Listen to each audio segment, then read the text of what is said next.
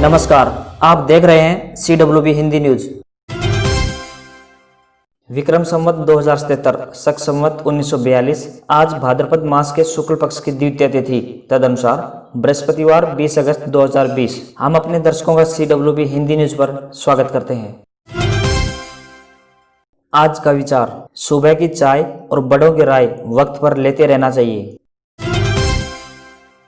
Bharatiya Janata party के जिला अध्यक्ष पद पर आखिरकार पूर्व उप प्रधानमंत्री चौधरी देवलाल के पोते आदित्य चौटाला की नियुक्ति हो गई है। कई दिनों से इस पद को लेकर कई नाम चर्चा में थे। आखिरकार प्रदेशाध्यक्ष ओम प्रकाश धनखड़ ने लगा दी है आदित्य चौटाला के नाम पर मोहर। आदित्य चौटाला की नियुक्ति कई मायनों में राजनीतिक रूप से सिरसा जिले की सियासत के लिए खास है। हरियाणा के मुख्यमंत्री मनोहर लाल ने जिला नारनौल के उप स्वास्थ्य केंद्र कांटी एवं दोंगड़ा आहिर और जिला रोहतक के उप स्वास्थ्य केंद्र निदाना टिगरी को प्राथमिक स्वास्थ्य केंद्र में अपग्रेड करने और जिला चरखी दादरी के गांव दिकाड़ा में एक नए उप स्वास्थ्य केंद्र खोलने को प्रशासनिक स्वीकृति प्रदान कर दी है। एक सरकारी प्रवक्ता ने जानकारी देते हुए बताया कि अपग्रेड किए गए इन 3 प्राथमिक स्वास्थ्य केंद्रों के लिए 27 नियमित पद और उप स्वास्थ्य केंद्र गाँव दिकाड़ा के लिए 2 नियमित पद सृजित करने की भी स्वीकृति प्रदान कर दी गई है। हरियाणा सरकार ने मार्केट में उतारी रिफाइंड शुगर 1 और 5 किलो की पैकिंग में मिलेगी। हरियाणा के सहकारिता मंत्री डॉक्टर बनवारी लाल ने कहा कि फिलहाल यह रिफाइंड शुगर रोहतक की सरकारी चीनी मिल में की जा रही है तैयार और इसकी सफलता के उपरांत रिफाइंड शुगर का उत्पादन गोहाना की सरकारी चीनी मिल में भी किया जाएगा। हरियाणा में सभी विधायकों को करवाना होगा कोविड टेस्ट। 26 अगस्त से शुरू हो रहे विधानसभा सत्र के दृष्टिगत सभी विधायकों से अपने अपने जिलों में कोविड-19 का टेस्ट करवाने को कहा है। इसके लिए संबंधित अधिकारियों को भी निर्देश दिए गए हैं कि वे अपने जिलों के अंतर्गत आने वाले विधायकों की कोरोना टेस्टिंग करवाना करें सुनिश्चित। वहीं गृह मंत्री अनिल विज ने कहा कि 24 अगस्त को विधानसभा प्रांगण में भी लगाया जाएगा कोरोना जाँच शिविर।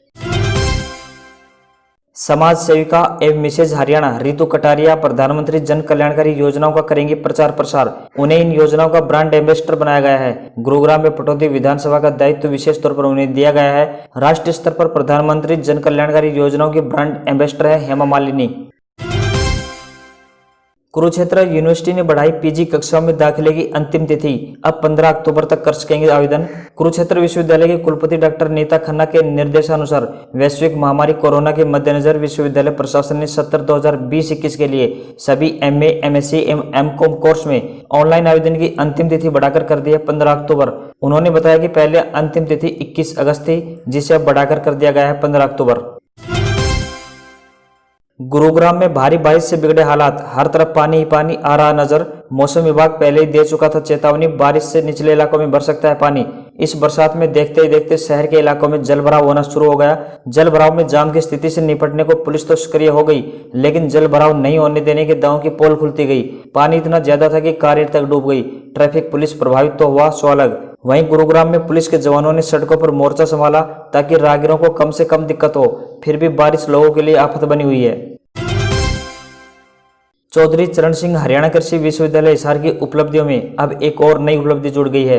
विश्वविद्यालय ने मानव संसाधन विकास मंत्रालय भारत सरकार की ओर से जारी Atal ranking of institutions on innovation and achievements में कृषि विश्वविद्यालयों में देश भर में किया है प्रथम स्थान हासिल। सरकारी व सरकारी सहायता प्राप्त विश्वविद्यालयों के सभी विश्वविद्यालयों की श्रेणी में देश भर में मिला है 3रा स्थान। विश्वविद्यालय की यह उपलब्धि कुलपति प्रोफेसर समर सिंह के कुशल नेतृत्व, दूरगामी व सकारात्मक सोच और टीम भावना का है परिणाम। CM सिटी करनाल के लिए एक बड़ी खबर है।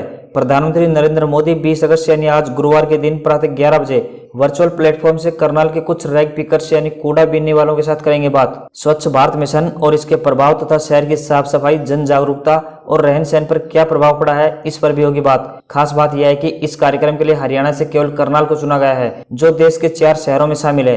3 अन्य शहरों में कर्नाटक का मैसूर, उत्तर प्रदेश का फिरोजाबाद और बिहार का मुंगेर शामिल है। प्रधानमंत्री के इस कार्यक्रम को लेकर शहर के सभी नागरिक, नगर निगम प्रशासन अति उत्साहित है। हरियाणा के स्वास्थ्य मंत्री अनिल विज ने कहा है कि विभाग में कार्यरत फार्मेसी कर्मचारी के पद का नाम बदलकर फार्मेसी अधिकारी यानी फार्मेसी ऑफिसर किया गया है। इससे प्रदेश के विभिन्न स्वास्थ्य केंद्रों में कार्यरत करीब 1800 फार्मेसी कर्मचारियों के सम्मान में वृद्धि हुई है। मुख्यमंत्री आवास पर आईटी सलाहकार के बाद 9 लोग कोरोना संक्रमित मिले। वहीं बुधवार को पुलिस मुख्यालय व शिक्षा सदन रहा बंद। बुधवार को 994 नए मामलों के साथ संक्रमितों का आंकड़ा 49,930 पर पहुंचा, जिसमें से 42,056 मरीज ठीक हो चुके हैं। एक्टिव केसों की संख्या 7,307 है। वहीं 10 मौतों से मरने वालों की संख्या 567 पहुंच गई है, जबकि 158 मरीजों की हालत चिंताजनक बनी हुई है। इनमें से 142 मरीजों की सांसें ऑक्सीजन के सहारे चल रही हैं, तो 16 वेंटिलेटर पर लड़ रहे हैं जिंदगी से जंग। हरियाणा पब्लिक सर्विस कमीशन और हरियाणा स्टाफ सिलेक्शन कमीशन यानी HSSC की ओर से की जाने वाली भर्ती पूरी होने पर अब विभागों में ज्वाइनिंग पर तत्काल चरित्र प्रमाण पत्र की आवश्यकता नहीं होगी। सरकार ने 31 अक्टूबर तक होने वाली नई ज्वाइनिंग के लिए छूट दी है। 5,000 युवाओं को क्लर्क के पद पर ज्वाइनिंग जल्द मिल सकेगी, जिनका रिजल्ट जल्द जारी होने वाला है। हरियाणा स्टाफ सिलेक्शन कमीशन की ओर से बर्खास्त किए गए 1983 PTI के पदों पर 23 अगस्त को परीक्षा आयोजित की जाएगी। यह परीक्षा हिसार, पानीपत, करनाल, कुरुक्षेत्र और कैथल में होगी। कमीशन ने इसकी पूरी तैयारी कर ली है। और अब बात आज के इतिहास की। भारत के 9वें प्रधानमंत्री राजीव गांधी का जन्म 20 अगस्त 1944 को हुआ था। इस दिन को सद्भावना दिवस यानी राजीव गांधी का जन्म दिवस के रूप में मनाया जाता है। 1946 में आज ही सालाना होने वाले विश्व प्रसिद्ध कान फिल्म फेस्टिवल का पहला आयोजन फ्रांस के कान शहर में हुआ। वैसे इस फिल्म फेस्टिवल की शुरुआत 1939 में होनी थी, लेकिन द्वितीय विश्व युद्ध के कारण इसे टाल दिया गया था। इन्फोसिस कंपनी के संस्थापक NR नारायण मूर्ति का जन्म 20 अगस्त 1946 को हुआ था। पुरुषोत्तम एक्सप्रेस और कालिंदी एक्सप्रेस के आमने सामने की टक्कर में आज ही के दिन 1995 को 350 लोगों की मौत हो गई थी। और अंत में फोर्ब्स पत्रिका ने आज ही के दिन 2004 में विश्व की सर्वाधिक शक्तिशाली महिलाओं की सूची जारी की। उनमें अमेरिका की कोंडालीजा राइस, चीन की वू यी तथा भारत की सोनिया गांधी क्रम से प्रथम 3 स्थानों पर थी।